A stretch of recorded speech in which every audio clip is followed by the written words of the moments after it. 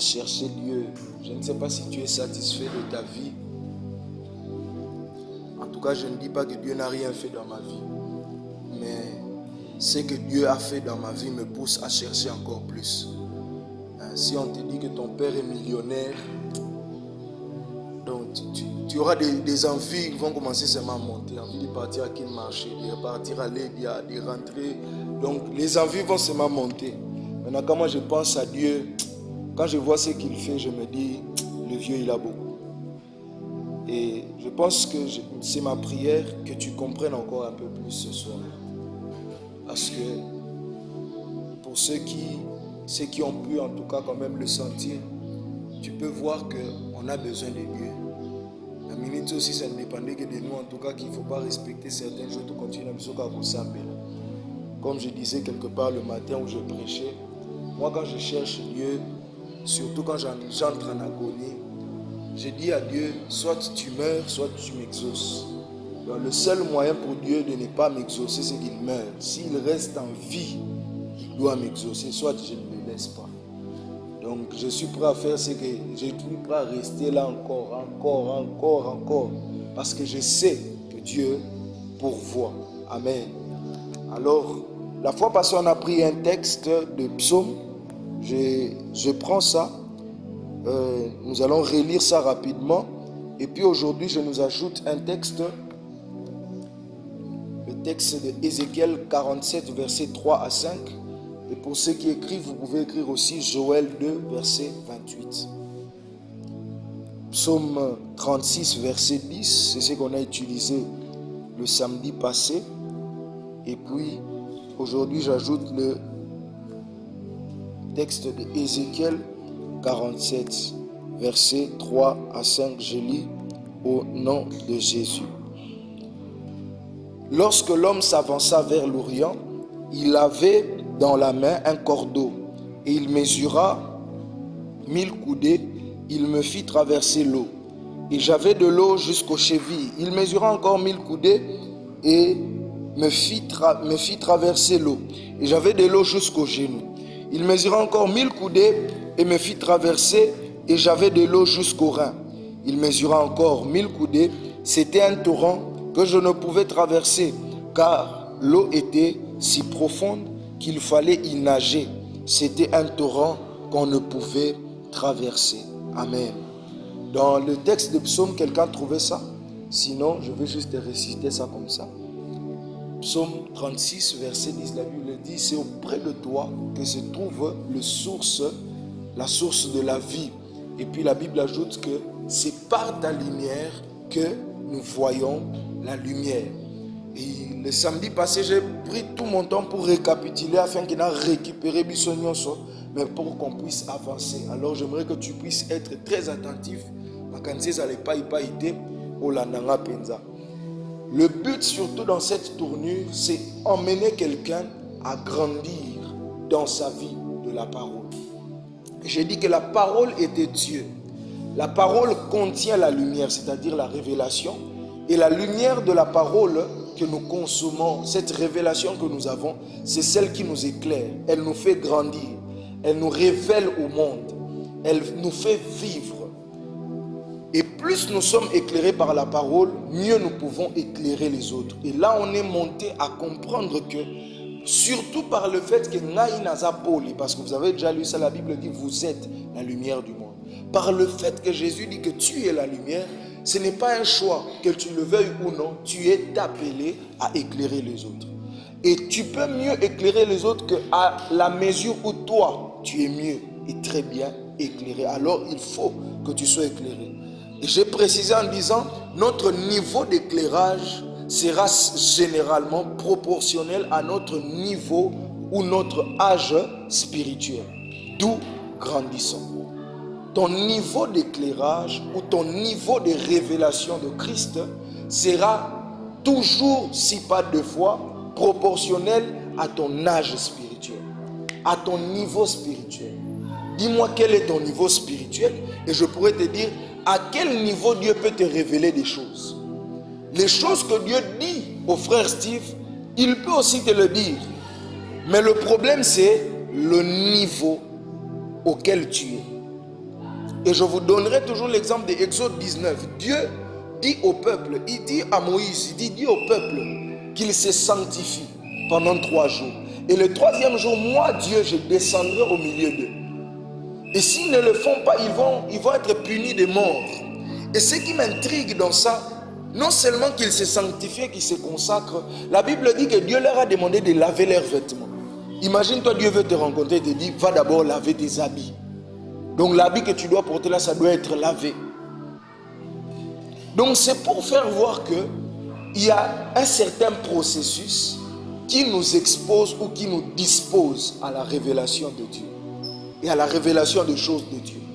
Nous sommes tous candidats à la révélation de la parole de Dieu, mais nous n'avons pas tous le même niveau spirituel, nous n'avons pas tous la même capacité, nous n'avons pas tous le même âge spirituel, nous n'avons pas tous le même niveau de contenir la révélation. Ainsi donc, même si Dieu te le donne, ou même quand tu es devant la Bible,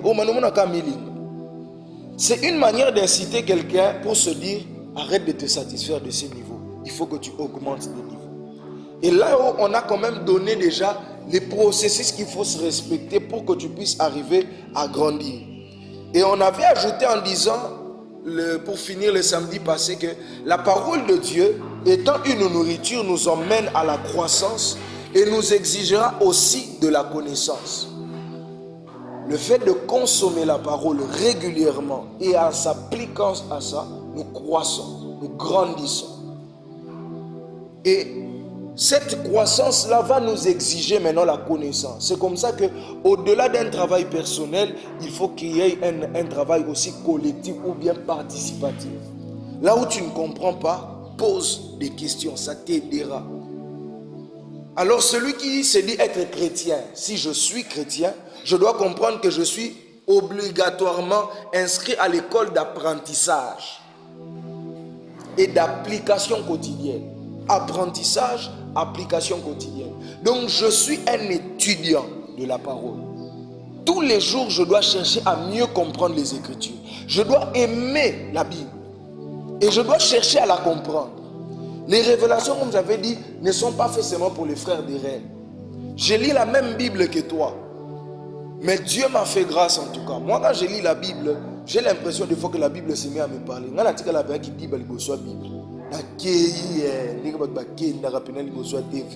la Bible. Et puis j'ai l'impression qu'on m'expliquait vraiment. Donc des fois comme une voix, des fois vraiment comme un film, des fois comme si c'est moi-même qui m'expliquais. Derrière, tu vois ici, c'est comme je ne sais pas, c'était hier ou avant-hier, peut-être ce matin. On m'expliquait la Bible maintenant en anglais. En anglais. Mais c'est que si je comprenais, entre guillemets aussi, je comprends quand même l'anglais. Alors j'entendais une voix assez forte qui parlait comme en anglais et me disait des choses. J'ai dit, waouh, c'était beau, c'était bien. Je te donne ces témoignages pas pour te faire voir que je suis spécial, mais je te donne ces témoignages pour te dire, les choses dont on parle, il faut que tu vives ces choses. Il faut que tu avances avec Dieu. C'est vivable. Ce ne sont pas des choses qui restent dans la Bible. Oh, Jean à l'île de Patmos, c'est des choses d'aujourd'hui. Et tu dois t'appliquer à ça. Bible mais pour aller rapidement, j'ai dit que cette façon de faire, c'est celle qui nous emmènera d'une étape à une autre. Une étape à une autre. Et aujourd'hui, je parle maintenant des niveaux. Les niveaux, si vous voulez, mettez les niveaux spirituels, les âges, mais aujourd'hui, je parle de niveaux. Ici, je compare, je mets 4 niveaux, mais je ne mets pas ce niveau pour que quelqu'un se sente lésé. Mais premièrement, ce niveau que le Seigneur va permettre que je parle, c'est d'abord pour t'aider à te dire où est-ce que je suis. Parce que mon toi, yebi place à zate, akoye ba pété bien, place ni fois kende. Parce qu'il y a certains qui se disent et si na komi. Et il y a d'autres qui se disent moyena kende et zate. Mais déjà, imagine-toi qu'aujourd'hui, tu te rends compte que tu es au niveau 0. Donc, tu vas te rendre compte, oh, je peux avancer calmement. Et ces niveaux, je ne dis pas que ce sont les 4 seuls niveaux qui existent. C'est par la grâce de Dieu que moi, j'ai ici juste cette portion. Votre niveau spirituel détermine l'habileté de vos activités spirituelles. votre niveau spirituel détermine l'habileté de vos activités spirituelles, ainsi que l'utilisation des armes de Dieu, dont la parole aussi fait partie. Donc, niveau spirituel, est déterminer jusqu'où tu es capable d'utiliser la parole. Et dans Ephésiens 6, je pense dans le verset 18, on signale là-bas qu'il y a la parole de Dieu qui est l'épée de l'esprit. Eza mopanga ya molimo. Eza mundu qui a Saint-Esprit yemoko. Mais celui qui grandit en esprit, qui monte des niveaux spirituels, se permet d'emprunter l'arme du Saint-Esprit et l'utiliser pour la volonté de Dieu, mais aussi pour la gloire de Dieu au travers de lui. Ton niveau spirituel te permet de dire au Saint-Esprit, donne-moi d'abord, je vais aussi utiliser.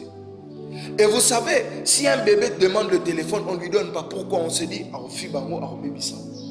un petit enfant qui demande une voiture, on dit, il va en faire quoi? Il ne sait pas conduire. Même s'il voulait apprendre à conduire, comment est-ce qu'il va faire? Mais une grande personne qui vient, maman, passe mon téléphone, sans même demander, maman sait qu'il en a besoin. Le jour où tu augmentes ton niveau spirituel, tu atteins une certaine maturité. Tu n'auras plus besoin de demander à Dieu la permission dans certaines choses. Parce que tu es assez mature pour savoir qu'est-ce qu'il faut faire, qu'est-ce qu'il ne faut pas faire. La parole de Dieu, la Bible dit, elle est efficace, plus tranchante qu'une épée à double tranchant.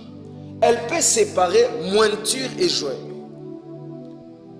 Elle juge les pensées du cœur. Elle peut séparer l'âme et l'esprit. Imaginez-vous une épée pareille et entre vous-mêmes.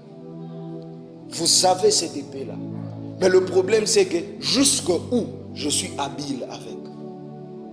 Si je vous donne un crayon, je ne pense pas qu'il y aura assez de personnes qui vont l'utiliser pour des grandes choses. Peut-être que ce sera pour écrire et certains vont jeter. Mais moi, quand tu me donnes un crayon, je suis capable de produire de l'argent. Donc, le problème, ce n'est pas qui a quoi. Ce n'est pas si tu as quoi. C'est plutôt jusqu'où tu es capable de l'utiliser. Vous me donnez un clavier, quels que soient les yeux fermés que je veux faire. Tout ce que je vais faire, joyeux anniversaire, c'est la seule chose que je sais jouer. Puis ça va jouer mal dans les gros claviers. Parce que je n'ai joué ça que sur des claviers des enfants. Ça, je sais comment est-ce qu'on fait joyeux anniversaire. Donc dans le gros clavier, ça sera nul. Mais si vous donnez le même clavier au frère Steve, vous allez vivre des merveilles. Et même Dieu va s'inviter là. Pourquoi? Le niveau qu'il a dans le clavier lui donne accès à certains niveaux, à certains accès. Ça n'a pas, ce n'est pas une question, est-ce que Azam Oulaï Kolekaye, Azam Kouse Kolekaye? Non.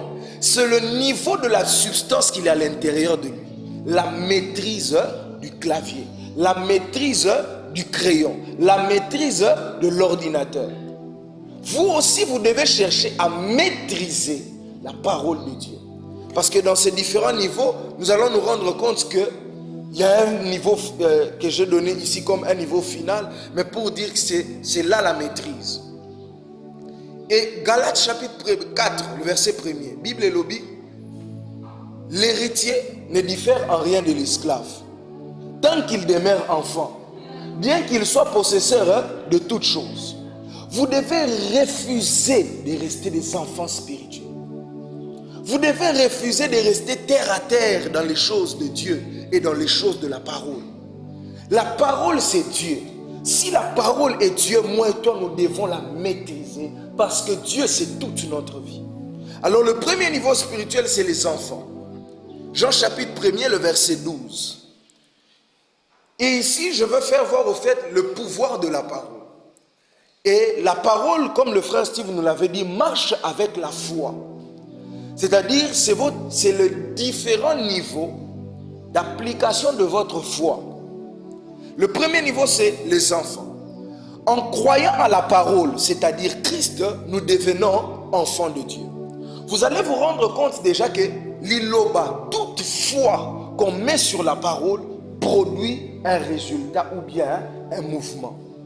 Alors même un païen, même un occultiste, même le plus pire, le plus sale des pécheurs, dès qu'il met foi en la parole de Dieu, en Christ, il devient enfant de Dieu. il n'a pas de niveau spirituel. C'est un païen, c'est un occultiste. Donc, spirituellement, il est mort. Mais le simple fait de mettre sa foi en la parole, le simple fait qu'il a cru dans son cœur que Christ est mort et ressuscité, automatiquement, il devient enfant de Dieu. Jean chapitre 1er, le verset 12. La Bible dit, à tous qui l'ont reçu, à tous qui ont... Elle a donné le pouvoir de devenir enfant de Dieu. Donc la parole est une substance où c'est Dieu dans sa plénitude, mais mis d'une certaine forme. Alors, dès que quelqu'un qui est païen met sa foi en la parole de Dieu, la parole lui donne le pouvoir. La Bible ne dit pas qu'il lui fait devenir enfant de Dieu, mais la Bible dit lui donne le pouvoir de devenir enfant de Dieu. Donc tout contact avec la parole vous donne un certain pouvoir. Et si la parole peut donner du pouvoir à un païen, c'est que vous, en tant qu'enfant de Dieu, votre contact avec la parole vous donne aussi un certain pouvoir. La Bible déclare qu'à tous qui ont cru, elle a donné le pouvoir de devenir enfant de Dieu. Donc celui qui croit possède un des plus grands pouvoirs. Fuir l'enfer et entrer au ciel. Quel pouvoir! C'est comme ça que je te dis, tous les versets que tu peux lire détiennent un pouvoir, détiennent une énergie spirituelle. À partir d'aujourd'hui, quand tu es devant la Bible, quand tu lis, tu médites la parole, j'aimerais que tu aies une autre façon de voir. Te dire, j'entre en contact avec des écrits qui me donnent des pouvoirs. Et quand tu finis de consommer ça, tu dis, je viens d'emmagasiner des pouvoirs. Et là, je peux maintenant exercer mon pouvoir. Parce qu'un païen qui croit en Dieu peut naître en Christ. La parole nous fait naître de l'esprit. La parole nous fait naître en Dieu. Et par cela nous engage donc dans le chemin de la croissance. Donc, le moindre contact de foi avec la parole me donne un pouvoir. Ça me donne accès, ça me met dans un processus de croissance. Mais le pouvoir que je viens de détenir, qui m'a fait entrer dans un processus, est en train de m'annoncer, je ne dois pas m'arrêter là. Souvenez-vous, Ézéchiel, on prend Ézéchiel, 1000 coudées, il se retrouve à la cheville. Une parenthèse ou bien une portion que j'aimerais dire, ce n'est pas parce que tu t'es arrêté là que le torrent s'arrête là. Ce n'est pas parce que ta compréhension de la Bible s'arrête là que Dieu c'est tout ce que tu viens de comprendre. Dieu n'est pas tout ce que toi tu sais de Dieu. Dieu, il est Dieu. C'est plutôt à toi de chercher à le comprendre un peu mieux que ça tous les jours.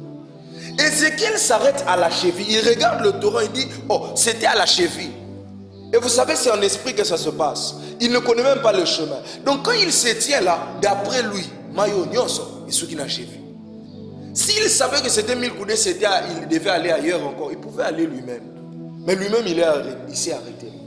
Pourquoi? Ce que tu as expérimenté, des fois tu te satisfais et tu penses que c'est tout. Tellement c'est beau à voir. Tu vois un ange, tu es là. On est en train de prier. Pouf, tu es ravi en esprit. Et puis tu vois vraiment un ange du Seigneur te tient. Il t'emmène vraiment quelque part. Tu entres comme ça de l'eau. Toi tu es ici, hein, mais ton esprit est dans l'eau là-bas. Tu vois déjà ce que tu vas sentir. Hein? Tu te dis, n'a commis loin. Au fait, en expérimentant la vie nouvelle en Christ, nous devenons des esprits. C'est tellement beau qu'on a l'impression que c'est tout. Ainsi donc on a les parler en langue. On a des petites choses qui viennent. On a l'amour de Dieu qui s'installe dans le cœur. On sent combien Dieu nous aime. On sent combien Dieu est près de nous. Et puis après on se dit, waouh, c'est beau. J'aimerais te dire, c'est la cheville. La parole a tellement de pouvoir que même à son premier niveau, elle a l'impression d'être extrême. Mais ce n'est pas fini, il y a encore plus que ça. Alors le fait que déjà je me suis engagé dans ce processus par le pouvoir de la parole, ça me donne le deuxième niveau. Le deuxième niveau, ce sont les fils. Deuxième niveau de la parole, c'est les fils. 1 Pierre chapitre 2, le verset 2 à 3. Romains 8, le verset 14. Ça c'est le niveau de chez nous. Ézéchiel dit, et l'homme m'emmenait encore à 1000 coudées, et là le torrent était à un niveau de s'arrêter au genou.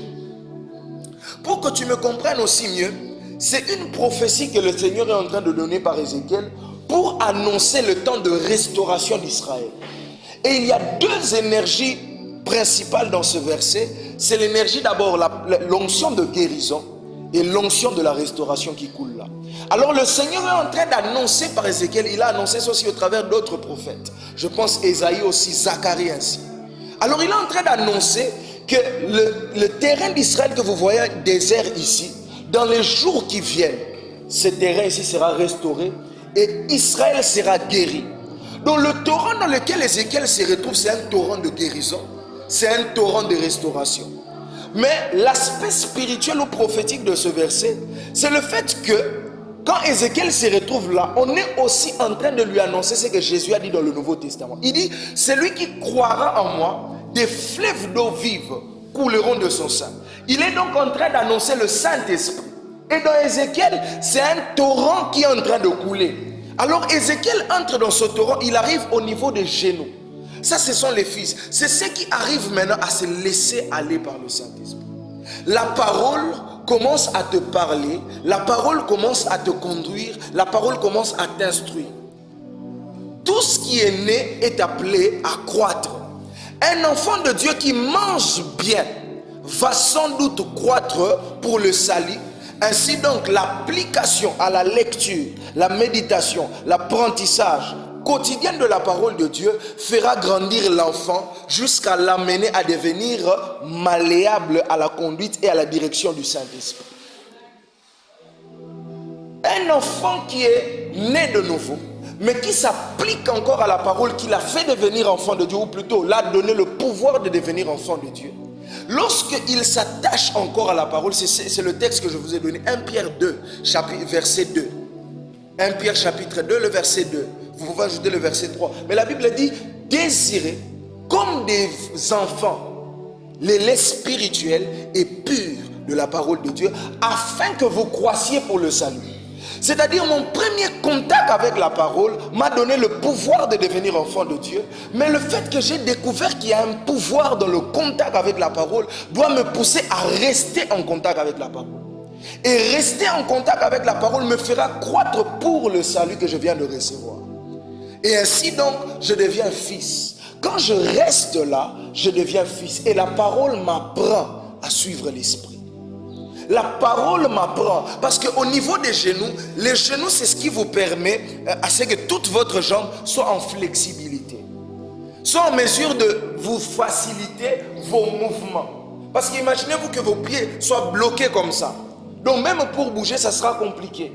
Mais votre marche avec Dieu commence à avancer. Ça, c'est le deuxième niveau. Vous constatez quand même, au-delà du fait que j'ai un Dieu qui m'aime et tout consort, tu commences à avancer avec Dieu. Tu commences à servir le Seigneur. Tu commences à te dire, je dois aller à l'évangélisation. Je dois gagner mes frères. Ça, c'est le deuxième niveau, c'est les genoux, c'est le fils. Tu es malléable. Tu commences à faire la volonté de Dieu. Romains 8, verset 14, la Bible dit, ceux-là qui, Romains 8, 14, ceux-là qui se laissent conduire par le Saint-Esprit sont fils de Dieu. La conduite de l'Esprit atteste, lorsque vous vous laissez conduire par le Saint-Esprit, la parole commence à te donner le pouvoir d'écouter le Saint-Esprit et d'appliquer ce que le Saint-Esprit te dit. Là, tu arrives au deuxième niveau. Tu es un fils de Dieu. Ceux qui sont conduits par le Saint-Esprit sont fils de Dieu. La parole, quand tu restes en contact avec, ça te permet à ce que l'esprit des Écritures te parle et t'instruise. Et la Bible dit ceci, ceux qui se confient en l'Éternel trouvent dans leur cœur de chemin tout tracé. Même si tu n'es pas appelé à écouter Dieu avec tes oreilles ou comme un prophète, mais la consommation régulière, constante et désirée, en tout cas de la parole de Dieu, t'emmènera forcément à voir les lois de Dieu dans ton cœur. Et tu vas te rendre compte que tu feras quand même la volonté de Dieu. Et là, c'est le niveau, il y a certains en tout cas qui écoutent Dieu. Ils ont cette grâce-là. Mais il y a d'autres, ils n'écoutent pas Dieu, mais ils s'appliquent. Et ce sont ces signaux qui peuvent te dire, ok, je suis déjà au niveau de fils. Mais comme je viens de dire, le fait de s'engager dans ce chemin te pousse à une croissance quotidienne. C'est ce qui t'emmènera au troisième niveau. Le troisième niveau, ce sont les disciples. Si en tant que fils, je m'applique, je commence à me laisser conduire par le Saint-Esprit.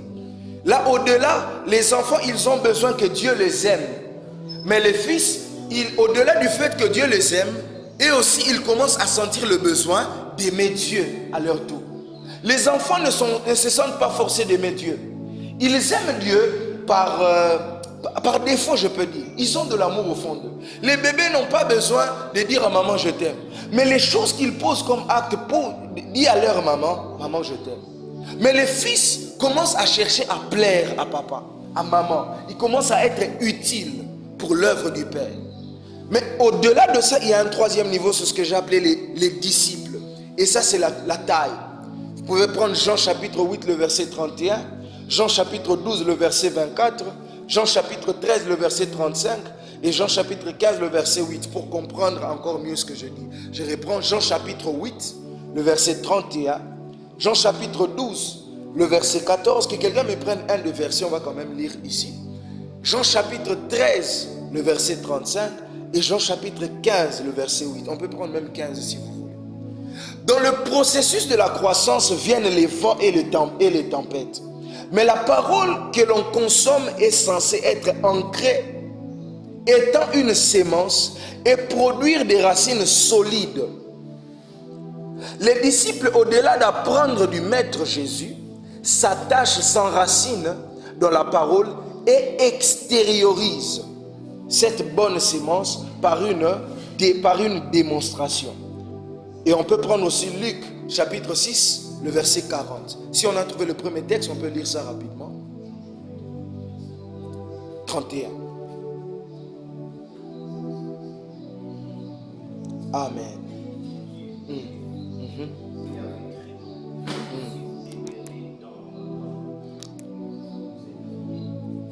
Si vous demeurez dans ma parole, vous êtes mes disciples. Vraiment mes disciples. Voilà. Vous êtes réellement ou vraiment mes disciples. Luc chapitre 6, le verset 40. Au fait, avant qu'on prenne ça, j'explique cette première partie. Le disciple ici, d'ailleurs dans les textes que je vous donne, on est en train de dire, un disciple accompli sera comme son maître. Le disciple, c'est un fils. Mais le disciple, c'est celui qui commence à devenir, chercher à ressembler au maître. On peut trouver le maître au travers le disciple. Si le maître n'est pas là, on peut trouver le disciple et avoir une solution alternative. Les disciples, c'est celui qui commence à demeurer, il commence à s'enraciner.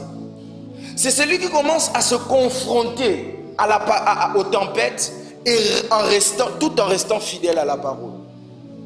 C'est celui qui est éprouvé par la vie face aux Écritures et qui arrive à quand même agir. Le fils prodigue est quand même parti. Ça, c'est ce qu'un fils peut faire. Il est fils, mais face aux tempêtes, il prend sa position de fils. C'est une affaire familiale. Dieu ne va jamais te rejeter. Ça, c'est les fils. Il est fils. Il a une faute. Il commet une faute, mais après, il se dit, bon, papa, comprendre, et tout consort. Ça va passer. Mais le disciple, il commence à prendre plus de maturité et commence à se dire, ce que le maître est, c'est ce que je dois être. La Bible dit, j'avais dit, psaume combien? 82 si je ne me trompe pas, verset 6. J'avais dit, vous êtes des dieux. Nous sommes ambassadeurs de Christ.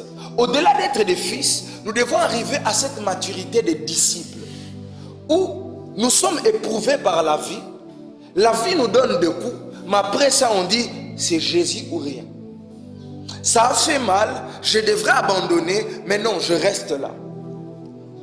Je dois servir, c'est pas parce que je me sens bien ou pas, je sers parce que je suis disciple de Christ. Mais aussi, le disciple commence à sentir cette responsabilité de démontrer Dieu. La vie avec la parole commence à le déranger au fond. Il s'est dit, pourquoi toutes ces choses ne se passent que dans la Bible? Je dois aussi la vivre. Ça, c'est le disciple-là qui commence à crier à l'intérieur. Ainsi, il commence à chercher le maître pour lui dire, maître, comment tu fais pour prier comme ça? Les disciples se disent, maître, mais Jean a appris à ses disciples comment prier. Mais apprends-nous aussi. Parce qu'ils se rendent compte qu'il y a prier, il y a des résultats qui se donnent. Le disciple commence à se dire, les choses que je vois dans la Bible, je dois l'expérimenter. Le disciple commence à se dire, je sens que je dois m'imposer certaines disciplines et certaines privations, ne fût-ce que je puisse atteindre aussi les autres. Le disciple commence à se créer une caverne sans que même les gens ne sachent, mais il veut absolument voir Dieu se faire voir. Le disciple, il n'est pas seulement dans une affaire familiale, il est maintenant dans une affaire d'intérêt. Le royaume doit à tout prix prendre place. Le disciple commence à se dire, le diable a trop joué. Moi aussi, je suis fils de Dieu. Et cette nature me pousse à défier le diable. Le disciple, il commence à dire au prophète de Baal, vous avez d'après vous le vrai Dieu. Moi, je dis que j'ai le vrai Dieu.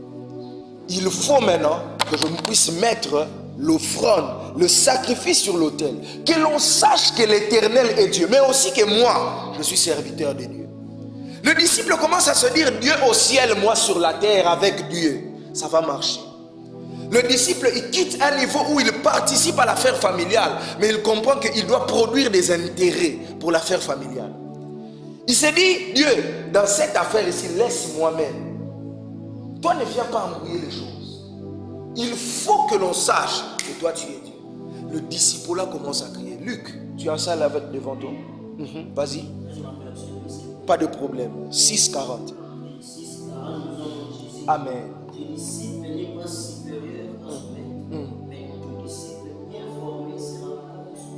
Un tout disciple bien formé sera comme son maître. C'est comme ça que le disciple, il n'est pas d'abord dans la généralité. Il s'est dit, je dois creuser encore. Il y a des choses qui doivent sortir de moi. C'est comme ça quand tu nous as vu ici, depuis qu'on disait à Dieu les mêmes paroles. Au fond de nous là, une colère sainte est en train de monter pour dire à Dieu, passons là, là. Ici, toi, tu entendais seulement passons là, là. Mais nous, à l'intérieur, là-bas, on disait à Dieu, c'est le temps où tu peux opérer des miracles. C'est le temps où tu peux faire voir des aveugles. C'est le temps où tu peux faire des choses inouïes. Toi qui sommes en Nzambe,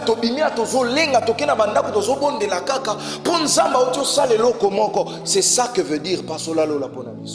Mais les enfants, quand on dit passons là, là, ça veut dire quoi? Ils voient seulement ce ciel ici, vous voyez ici. Ils voient ça, les nuages commencent à s'ouvrir. Le fils, il s'est dit, sûrement, je vais parler en langue. Non, les disciples, il n'est plus d'à parler en langue ou pas. D'ailleurs, pour parler en langue, nous sommes des fils du royaume. On les a déjà acquis. Donc, on dit là, Nzambe, to sentir yo te, a osé sauter affaire familiale. Au-delà familiale, il y a comme un intérêt. To yebi déjà, disciple, yebi déjà que Nzamba sanaye. C'est comme ça qu'il se forme. Parce qu'il sait, ce qui formation est bien. Les disciples se disent, ouais, quelque chose doit se passer ici.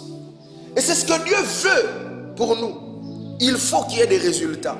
Et vous savez, l'une des choses auxquelles le disciple est confronté, c'est les tempêtes, comme je disais. Les tempêtes auxquelles le disciple est confronté va le pousser. À ce texte, on peut ajouter aussi Jean chapitre 14, le verset 12. La Bible dit, celui qui croit en moi, il fera les mêmes œuvres que moi. Il en fera de plus parce que je m'en vais au Père. Bien aimé, le disciple commence à être confronté à des obstacles, des oppositions à la parole, des choses qui lui disent, depuis que tu pries, qu'est-ce qui s'est passé? C'est ça le combat du disciple. Si tu sens des combats pareils, dis-toi, ah, le diable commence à me prendre au sérieux, Dieu veut me confier des tâches. Si tu sens le diable commencer à te dire, toi tu penses, maintenant tu pries, après, qu'est-ce qui se passe et tout qu'on sort. Depuis que tu jeûnes là, tu as jeûné une semaine et puis, qu'est-ce qui s'est passé? Le diable commence à te prendre au sérieux, il se dit, ce gars, s'il continue, ça va barder. Dieu du haut des cieux, il se dit, je peux lui faire confiance, quelque chose va se passer. Il commence à être confronté à des défis. Et ces défis-là sont en train de lui dire que oh, ça ne va pas marcher. Les défis-là sont en train de lui annoncer que attention, c'est dangereux. Mais le disciple, il se confronte à tout cela. Et la Bible dit, c'est Jean chapitre 16, verset 22 si je ne me trompe pas. La Bible dit, une sémence, tant qu'elle demeure dans la main, elle reste seule. Mais lorsqu'elle tombe à terre et qu'elle meurt, elle devient un grand arbre. Vérifiez ça, je pense que c'est Jean chapitre 16, le verset 22. Je n'ai pas écrit ça ici, mais je crois que c'est ça. Il commence à défendre la doctrine et il est prêt à mourir. C'est-à-dire, la semence qui avait été mise en lui commence à le déranger. Le diable commence à s'opposer, mais au fond de lui, il commence aussi à lutter contre le diable. Ainsi donc, la semence de Dieu en lui commence à mourir. Et comme il coupe là, c'est-à-dire, Zambaloba, vous imposerez les mains aux malades, les malades seront guéris. Mais devant toi, il y a un malade, le malade n'est pas guéri. C'est là maintenant qu'en tant que disciple, tu dois entrer, mourir devant Dieu, mourir dans sa présence, faire mourir cette sémence. Confronté aux attaques du diable, aux paroles du diable, tu confrontes ça maintenant à la parole de Dieu, dans la prière et dans les retraites. Seigneur, tu avais dit ça, pourquoi pas ça? Ça c'est ce que Théo Zobo a fait. À quel end, à quel côté? À Théaboué, mais c'est Nzambe non, toi tu es wapi? Alors où tu es wapi? Comment habiter? Ils ont trouvé 600 et quelques dieux. Le Nzambe non, c'est la canine comme ça, tu es tout classifié wapi. Il a été choqué. Il est rentré 7 jours de retraite avec sa femme.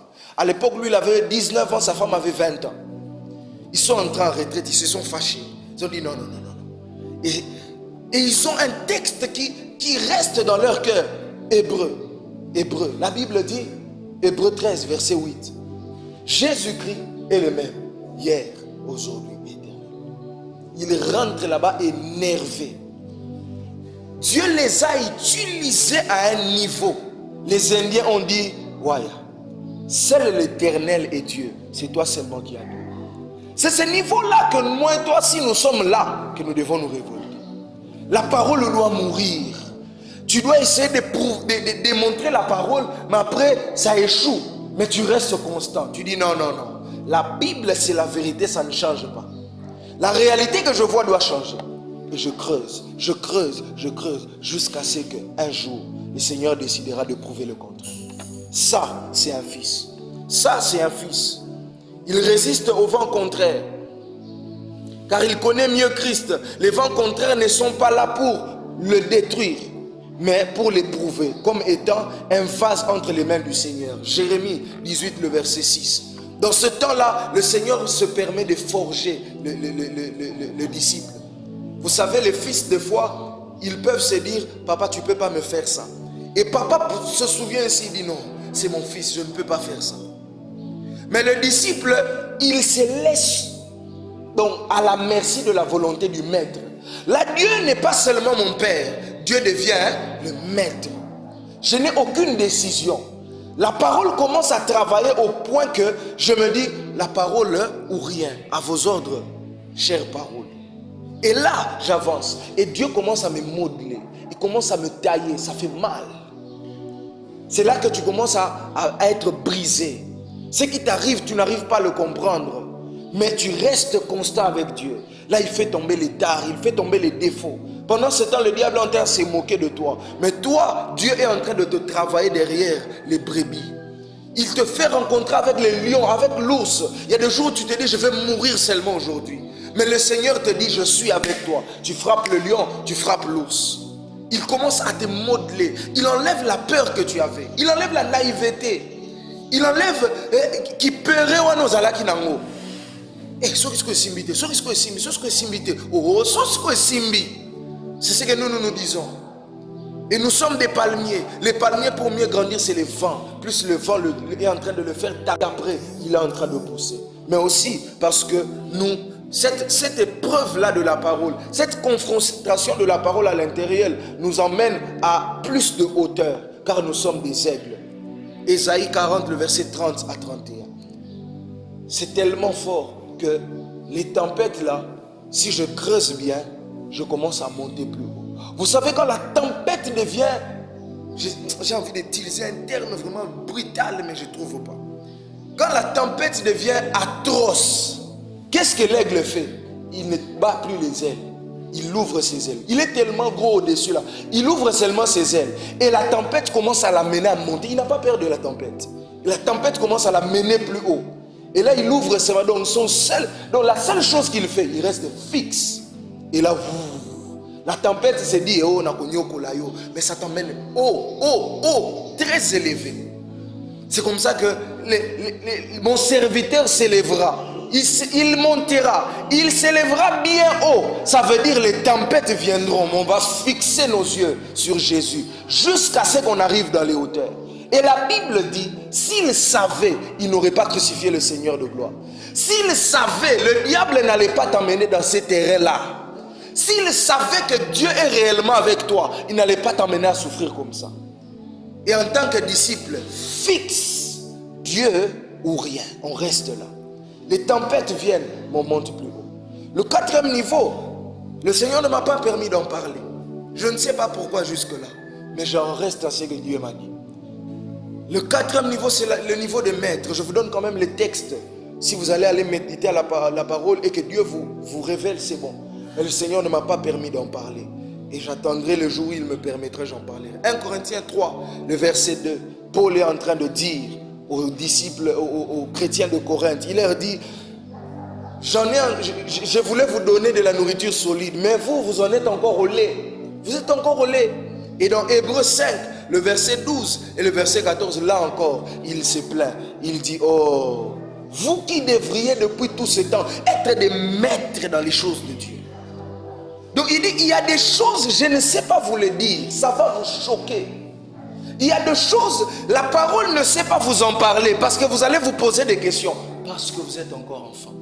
Il dit, vous en êtes encore au lait. Je devais vous donner du lait. Parce que la nourriture solide, c'est pour des hommes faits, des maîtres dans les choses de Dieu. Ces hommes à qui le Seigneur commence à imposer des choses. Tu pleures, tu gémis, mais tu pries. Tu jeûnes, tu ne sais pas pourquoi tu jeûnes, tu continues de jeûner. Pourquoi? Parce que le Seigneur est en train de t'imposer ça. Et ça, c'est le niveau de maître. Mais après, ce que nous pouvons retenir, rapidement j'en parle, c'est que la parole de Dieu est l'épée de Dieu, mise à notre disposition afin de mieux agir comme Dieu. Genèse 38, le verset 18. Car nous sommes ses représentants légaux ici sur terre. Comme dans le cas d'Ézéchiel, le prophète, nous devons déclarer la parole que nous avons consommée, ruminée, mûrie, pour ainsi voir l'exécution de son pouvoir. Ça, c'est une des parties peut-être qui nous introduit déjà à ce que nous allons vivre et expérimenter le mois prochain. C'est que, détenteurs de la parole, comprenant nos niveaux, nous travaillons sur nous, mais aussi nous éclairons les autres. C'est-à-dire, quand tu connais ton niveau, tu sais de quoi tu es capable. On appelle David avec toute humilité, il sait qu'il est jeune. On appelle David avec toute humilité, il sait qu'il est mignon, il est beau. D'apparence, il ne sait rien faire. Mais dis roi, mais respect. Mais le David que tu es en train de voir ici, au-delà d'être un berger, je me suis battu avec les lions. Je me suis battu avec l'ours. Et quand il résistait, je le terrassais. Le David que tu es en train de voir ici, ce n'est pas n'importe qui. J'ai un CV dans la présence de Dieu. Lorsque je creusais dans la présence de Dieu, je creusais dans la parole me donne maintenant le pouvoir d'utiliser la parole. Et ainsi donc, pour voir maintenant l'exécution, il faut que j'arrive à monter dans les hauteurs et déclarer la parole comme Ézéchiel. Dieu dit, est-ce que ces ossements peuvent revivre? Il dit non, c'est toi qui sais, moi je ne sais pas. Mais Dieu lui dit, prophétise, fils de l'homme. Ézéchiel reconnaît le pouvoir de Dieu, mais Dieu aussi reconnaît le pouvoir d'Ézéchiel. Quand tu deviens disciple, Dieu te fait un peu plus confiance que ça. Il sait qu'il peut t'envoyer à sa place. Oh, mais Dieu, c'est toi qui sais que les ossements peuvent revivre. Mais pourquoi c'est Ézéchiel qui doit parler? Mais toi-même, tu es présent. Non. Dieu ne peut pas se rabaisser au niveau du diable ou des combats de ta vie. Il est assez bon et efficace pour s'investir en toi et que ces montagnes-là puissent se déplacer. Et Dieu a investi en toi. Il faudrait maintenant que tu puisses déclarer ces choses-là. C'est pour cela, je vous cite ici quelques pouvoirs de la parole. Premier tiré, premier astérisque, comme vous voulez. La parole a la capacité ou le pouvoir de faire naître. Psaume 33, le verset 9. Vous allez lire à la maison. La parole que vous avez a le pouvoir de faire naître les choses. Devant les défis, devant les problèmes que la jeunesse est en train de traverser, nous n'allons plus pleurer, nous allons déclarer la parole jusqu'à ce que ça se fasse voir. Ton amen m'inquiète, tu n'as pas dit amen. La parole a le pouvoir de faire naître. Et qu'est-ce que la parole nous dit? La parole nous dit, ce que je souhaite, c'est que tu prospères à tous égards, comme prospère l'état de ton âme. Si nous voyons le contraire, nous sommes d'Israël. La Bible dit, tu n'appelleras pas conjuration ce que ce peuple appelle conjuration. C'est vrai, nous voyons les défauts, nous voyons que ça va mal, mais nous sommes des disciples accomplis. Étant des disciples, on va déclarer jusqu'à ce que la parole de Dieu va faire naître le réveil. Jusqu'à ce que la parole de Dieu va faire naître la pluie que nous sommes en train de sentir dans l'esprit.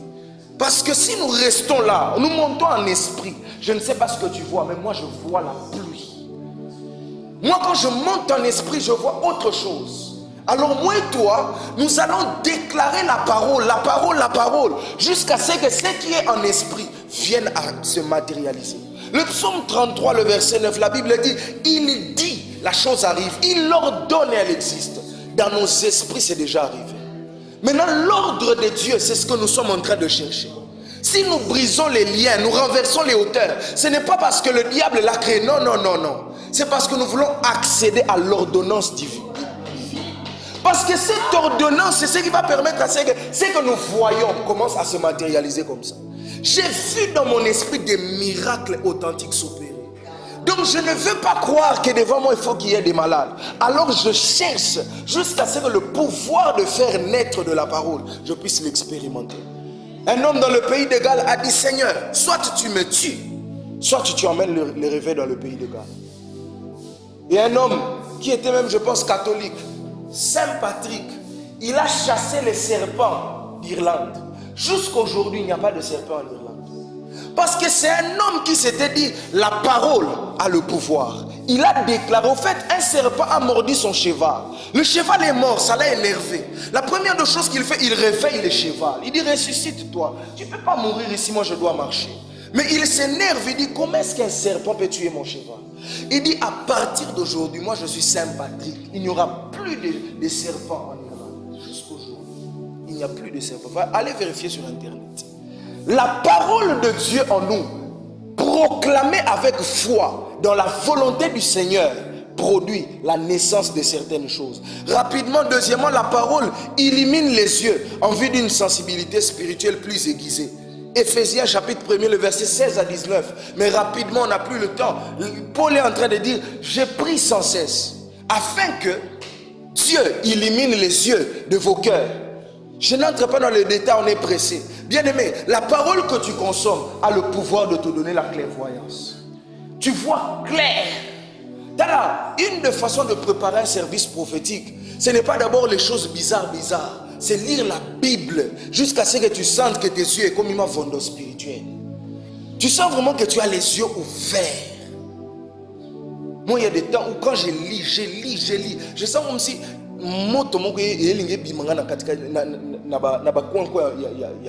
donc quand je sens ça déjà, je sais que la Bible qu'il y a ici, quelque chose veut s'ouvrir. Vous, par exemple, quand je parle, je sens quand le ciel est en train de s'ouvrir. Je n'ai pas besoin de te le dire, mais je sais. La Bible qui peut m'emmener dans les hauteurs peut me conduire. Et le niveau que j'ai me permet aussi d'être en activité spirituelle. De même que je peux bouger sans demander la volonté de Dieu. De même aussi que je peux couler en esprit. Pourquoi? J'ai atteint la maturité de savoir ce qui est bon et ce qui est mauvais. Alors la première chose, ce n'est pas chercher les hauteurs, c'est chercher à grandir d'abord pour maîtriser. Et le Seigneur lui-même vous prendra et vous mettra dans les hauteurs. Troisième pouvoir que la parole vous donne, c'est que la parole vous éprouve pour vous rendre plus mature. J'ai déjà dit ça ici, je ne traîne pas trop. Dans cette sensibilité, quand Dieu te fait grandir, l'une des choses qu'il va faire et très bien faire, et des fois de manière saisonnelle, c'est te broyer, te casser. Il y a des choses qu'il devra enlever. Vous savez déjà une chose par exemple importante dans la présence de Dieu, c'est arriver à être patient. Dieu ne t'utilisera pas puissamment si tu ne sais pas être patient. Des fois, Dieu t'exigera de rester dans sa présence sans rien sentir pendant 5 heures du temps. Les enfants et les fils là-bas, ils ne tiennent plus. Ils se fatiguent. Il dit, Dieu, toi-même, tu sais. D'ailleurs, Dieu sait. Tu sais tout ce que je veux dire et tout ce que je ne veux pas dire. Mais les disciples, ils se disent, non. Toi, tu as déjà fait. Ici, c'est une affaire où je suis accompli, je suis comme. Je reste là jusqu'à ta nature me fasse sortir ces choses. Il faut biloko boukana. Impatience, il faut boukana. Impolité. Donc biloko wana mignon ces autres c'est faut boukana. Quatrième pouvoir de la parole. La parole a le pouvoir de nous faire franchir les limites. Apocalypse 4, verset 1er.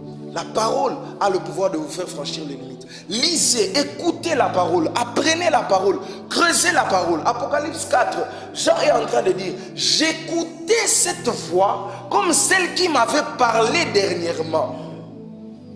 Et qui me dit, monte ici. Ce n'est pas Jean qui a le pouvoir de monter en esprit. C'est la voix qu'il a écoutée qui lui donne accès à d'autres limites spirituelles. Consommons la parole jusqu'à ce que la parole commence à nous appeler. Au fait, la parole, c'est une voix. C'est une voix au-delà d'être des écrits. Il faut que cette voix de la parole commence à résonner à l'intérieur de nous. Et si la parole commence à résonner à l'intérieur de nous, même si on ne l'entend pas avec nos oreilles, l'esprit nous dira, monte ici, je te ferai voir des choses cachées. C'est votre capacité à entendre la voix des Écritures qui peut vous donner des accès à des plus hauts niveaux spirituels. Si tu n'entends pas encore la voix de la parole, ne monte pas toi-même, ça ne marche pas. La parole a le pouvoir de nous faire franchir des limites. Les limites de la famille, les limites des hommes. Paul a dit, j'ai écouté ce qui n'est pas permis aux hommes d'écouter. J'ai commencé à dire les choses des maîtres, c'est pas bien. Ce qui n'est pas permis aux hommes d'écouter, Paul a écouté ça. Oh mais Paul, tu dis que ce n'est pas permis. Comment est-ce que toi tu as écouté ça alors que toi tu es un homme? La parole. Et il dit, il signale ça, il dit, vous savez, la connaissance que j'ai du mystère de Christ. Donc il veut faire voir que de tous les apôtres, je les respecte. Mais moi, Paul que vous voyez ici, j'ai accès à des grands mystères. Celui qui arrive à mieux comprendre la parole, Dieu lui fait franchir mieux les limites. Les limites de ta famille, tu peux les franchir, mais consomme encore la parole. Et je finis par le dernier pouvoir. La révélation de la voix de la parole nous emmène dans les hauteurs de l'esprit, c'est-à-dire sans limite. Ézéchiel arrive à un torrent où finalement, on lui dit, tu vois ici, il faut seulement nager. Il n'y a pas une autre solution. Il faut que moi et toi, on arrive à un point, on s'enivre de la parole de Dieu. Donc, tu côté la Bible tellement que tu se submerger la kati. Autant de Bible, mémoire et lembi. Mais le lait manuel il faut qu'on attende la Bible les sous. Il faut fondre la ngaï. J'aimerais énerver quelqu'un. Le mois prochain, on va parler de quelque chose d'important. Le président va annoncer ça ici. Mais j'aimerais que tu comprennes que tu dois aller un peu plus loin avec Dieu. Tu ne peux pas évoluer dans ta vie de jeune, mais tu n'évolues pas avec Dieu. Des fois, j'ai le temps de parler avec les jeunes là où je travaille. Tu te dis, comment est-ce que ce petit garçon peut connaître ces choses? Comment cette petite fille peut connaître ces choses? C'est que j'ai conclu. Le problème, c'est que c'est nous qui ne leur donnons pas certaines choses. Le monde maintenant leur donne. Parce que le monde se dit, malgré son âge en tout cas, arrêtez d'aller trop loin avec votre vie de jeune en vous disant, la Bible bien. Arrêtez de vous dire, ce n'est pas encore mon temps de bien servir Dieu. Alors que dans ta vie de jeune, tu sais que des fois tu regardes des choses qui ne sont pas permis que tu regardes. Si le diable peut te dire, tu vois, tu es capable, Dieu aussi te dit, mon fils, entre en profondeur. Samuel a été appelé à quel âge? David a été appelé à quel âge? Et je vous parle de leur âge. Daniel a été appelé à quel âge? Jésus s'est retrouvé dans le temple à quel âge? Et pour aller plus loin, Josias à 8 ans était roi de tout Israël. Bien-aimés, chers jeunes, mes frères et sœurs, il est plus que temps que moi et toi, même si on n'arrive pas encore, que l'on se dise, la parole c'est Dieu, je veux consommer Dieu. Les liens de ma famille sont tellement terribles que moi je dois m'arrêter jusqu'à ce que je deviendrai terrible aussi. Il faut que tu terrorises ceux qui terrorisent ta famille. Il faut que toi, tu deviennes un esprit imposant dans ta famille. Que dans les jours qui viennent,